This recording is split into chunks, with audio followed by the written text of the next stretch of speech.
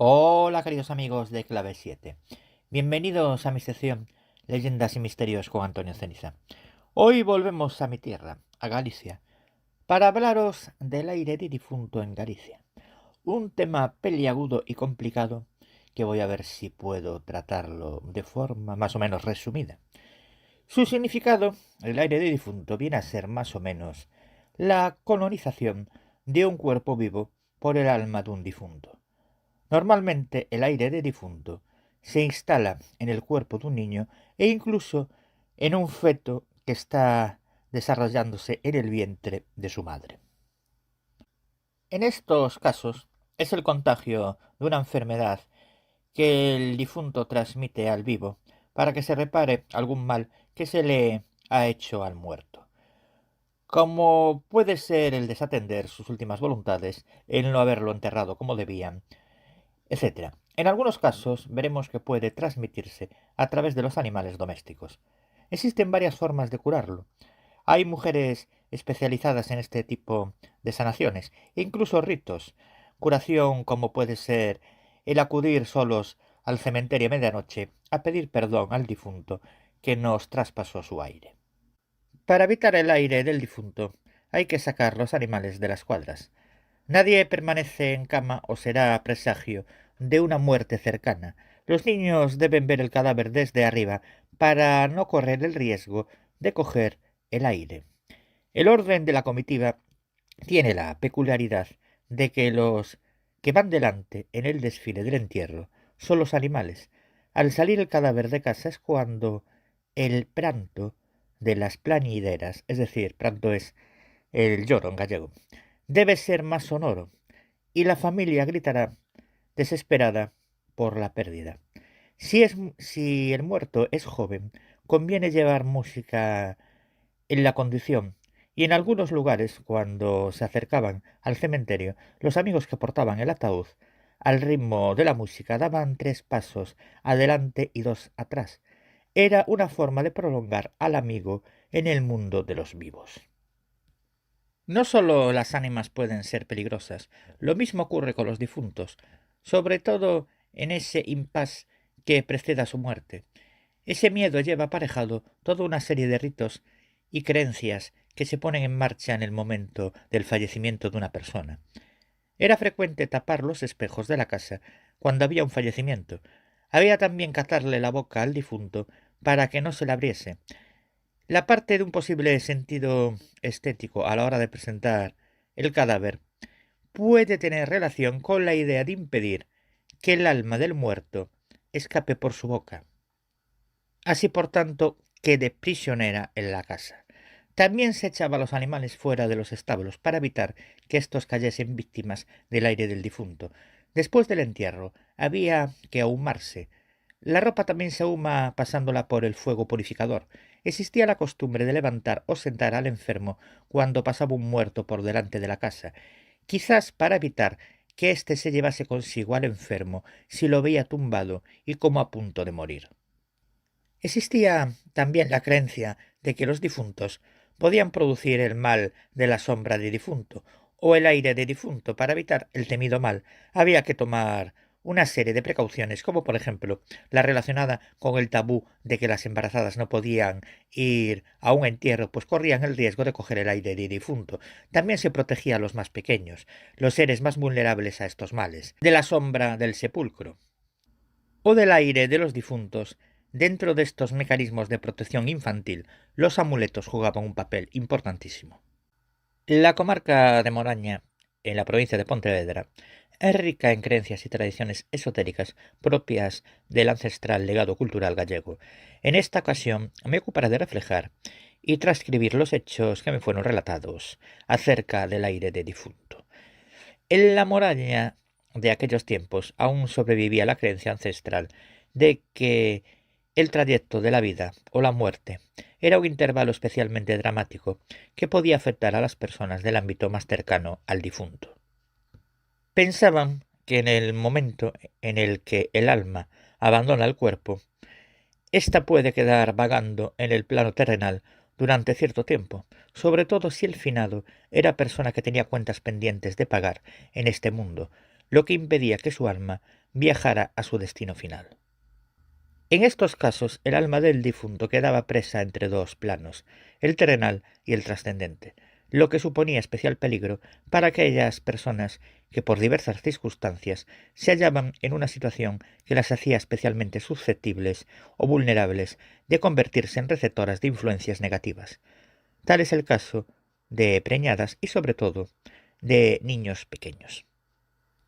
Una vez dada cristiana sepultura a los restos del fallecido, empezaban a suceder una serie de acontecimientos que revelaban a sus familiares que el alma de su pariente no había culminado su viaje hacia el otro mundo, sino que seguía vinculada al mundo terrenal, para desgracia de sus parientes. Todo comenzaba con la sucesión de una serie de hechos anormales que acontecían en la propia vivienda familiar.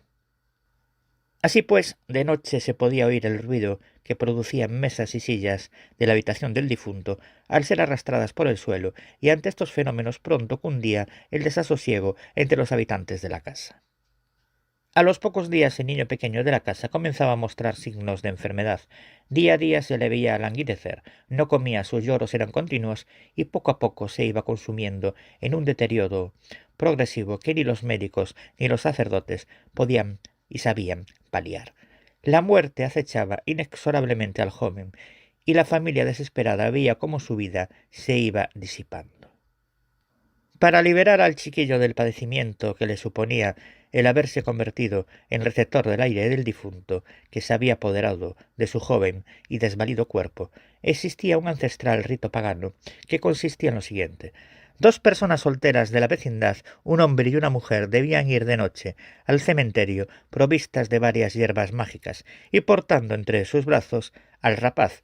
Se situaban ante el viejo olivo que se hallaba a la entrada del camposanto, cogían el pie de la criatura y con una tiza marcaban su contorno en la rugosa corteza del árbol. Después la raspaban obteniendo la forma de su piececillo y se dirigían a la entrada del cementerio. Si entraban por la puerta debían salir por la ventana y si entraban por la ventana debían salir por la puerta. Sí, intuyo lo que estáis pensando.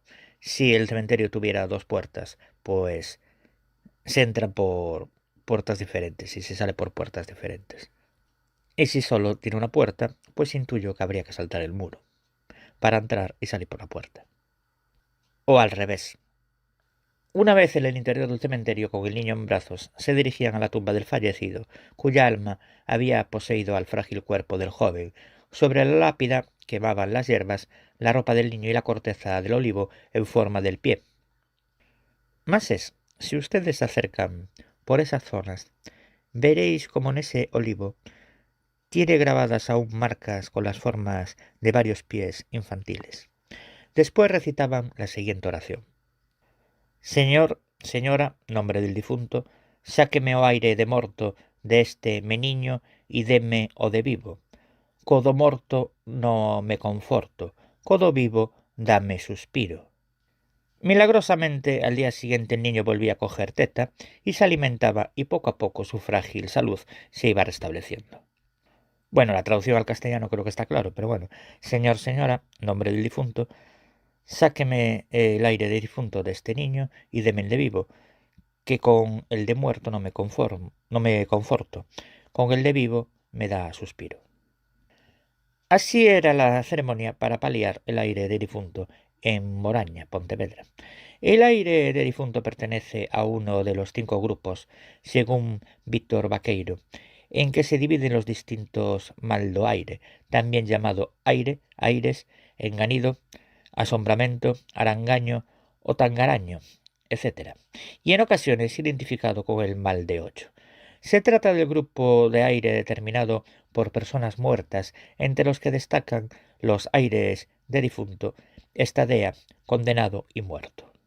Generalmente propician la adquisición del aire de defuntos o difuntos circunstancias como la que suponen el haber asistido la mujer embarazada a un velatorio o ponerse la futura madre a contemplar la puesta del sol.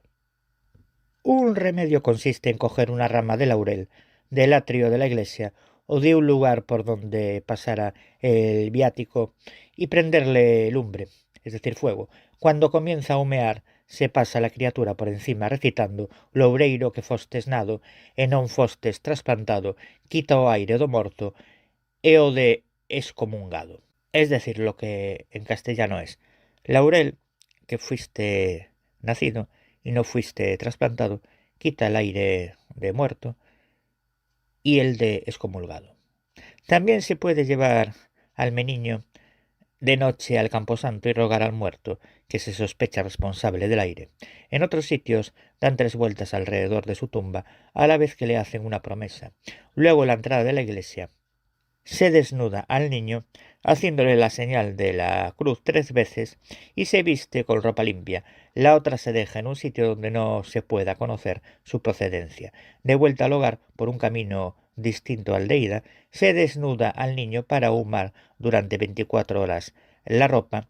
Después se le esparce encima agua bendita y se guarda tras lavarla como bendito objeto. Las 3 oliveiras del atrio de la iglesia de Sayans también curan el enganido o tangaraño. En Campolameiro Couso existía otra oliveira sanadora, pero el párroco la mandó tumbar al tener por costumbre pagana el ritual de sanación que sobre ella se ejercía. Para ejercer el ritual en Sayans han de ir un jueves o un sábado con el pelenirunio al adrio de la iglesia 2 hombres y mujeres achegados a familia do doente, es decir, 2 hombres y 2 mujeres cercanos a la familia del enfermo. Llevando una de las mujeres el meniño, se ha de recorrer el camino, el riguroso silencio y empezar el ritual a las 12 de la noche, momento en que la mujer coloca en posición horizontal al meniño que apoya en una rama de la oliveira, el pie cuyo contorno perfilarán los hombres con una navaja u otro procedimiento para posteriormente despegar el pedazo de corteza pisado por la criatura. Al mismo tiempo las mujeres intercambian la criatura a la vez que se recita mentalmente, por no quebrantar el tabú del silencio, una plegaria en la que se ruega a Nosa Señoriña que le saque el enganido o tangaraño al meniño. Y como veíamos antes, el camino de vuelta se realiza por distinta ruta, sin que ésta tan siquiera se cruce con la del camino de ida. Y si la casa tiene 2 puertas, se entra por la que no se salió o se utiliza una ventana. Entonces se cuelga el pedazo de corteza en la lareira para que con sus humos vaya secando a medida que irá secando paralelamente el enganido del miudo, es decir, del niño.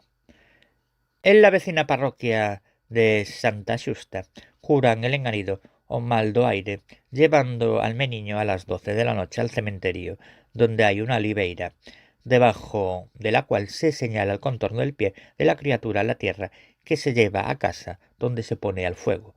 Según la tierra va secando, desaparece la enfermedad. Y hasta aquí, mis queridos amigos de Clave 7, este apasionante tema del aire de difunto en Galicia. Y a mí, como siempre, podéis encontrar los siguientes blogs. En el blog misteriosdeantonioceniza.blogspot.com, en el blog leyendasdelmundoceniza.blogspot.com, en el blog leyendasceniza.wordpress.com y en el blog misterios, leyendas de Galicia y Asturias.wordpress.com. También me podéis encontrar en mi propia página web, la de Antonio Ceniza, que es antonioceniza.6te.net. Y como no, en 2 programas que codirijo como son Marín y Ceniza Misterios Podcast Radio y Misterios de las Noches Gallegas Podcast Radio. También en mi propio programa que dirijo, presento y edito y que se llama Ceniza da Morte Podcast. Y como siempre, antes de terminar, mandar un fuerte abrazo al director y presentador Fernando Álvarez, a Josefín y al resto de mis compañeros y compañeras. Y como no, a ustedes, queridos amigos de Clave 7. Y nosotros nos vemos en el próximo programa.